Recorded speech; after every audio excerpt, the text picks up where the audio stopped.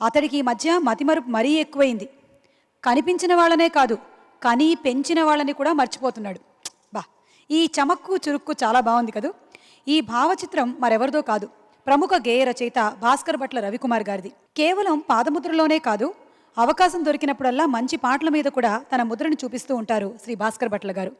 తులసి చిత్రంలో దేవిశ్రీ ప్రసాద్ గారి స్వరకల్పనలో సాగర్ చిత్రగారు పాడినటువంటి ఈ పాటలో భాస్కర్ భట్ల గారి భావచిత్రాలు స్పష్టంగా కనిపిస్తాయి. ఈ పాట విషయంలో ఒక చిన్న కథా కమామిషి మీతో షేర్ చేసుకోవాలి. భాస్కర్ భట్ల గారు చెప్పింది, ఈ పాటని కేవలం 4 గంటల్లోనే రాశారంట ఆయన.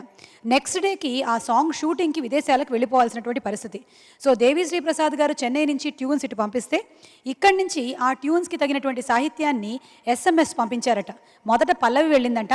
దేవిశ్రీ ప్రసాద్ గారు పల్లవి అంటే అమ్మాయి అనుకున్నారు, పాటలోని పల్లవి వెళ్ళిందంట.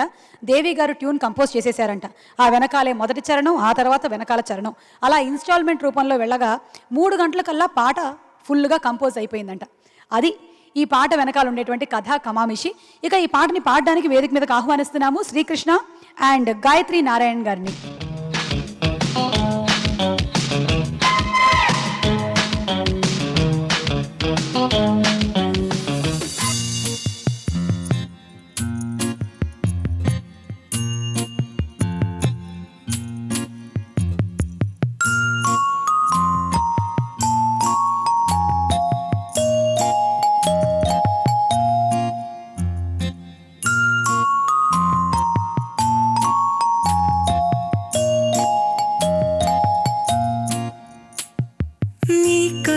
తోటి నా కళ్ళలోకి చూస్తేనే చంద్రోదయం, నీ చూపుతోటి నన్ను తాకుతుంటే తనువంత సూర్యోదయం. ఇలాగే ఇలాగే మనం ఏకమయ్యే క్షణాలే కదా ఓ వరం. అలాగే అలాగే ప్రపంచాలు పలికి కథవ్వాలి మనమిద్దరం.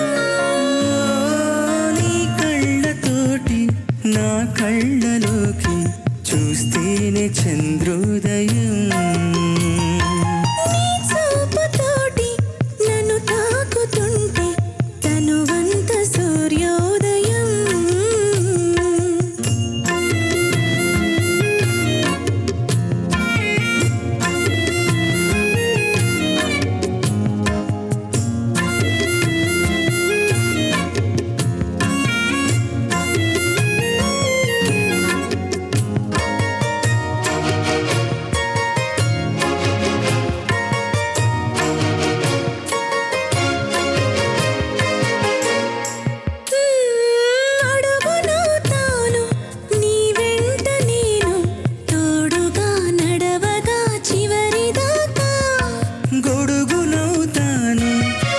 పైన నేను వానలు నిన్నిలా తడవనీకా.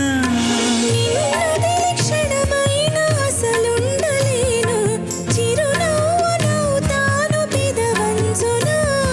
నీలేత చెక్కిళ్ళ వాకిళ్ళలోనే తొలి సిగ్గునే నవ్వనా.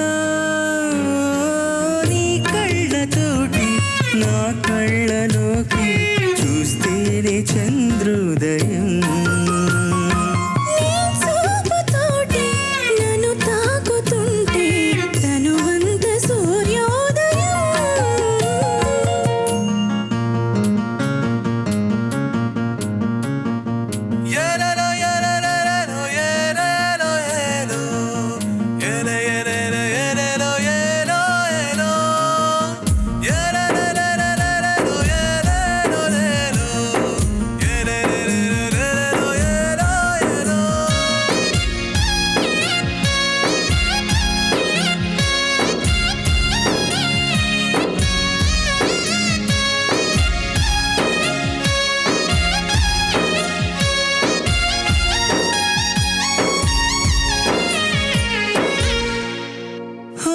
వెన్నెలవుతాను ప్రతిరేయి నేను, చీకటి నీ దరికి చేరకుండా.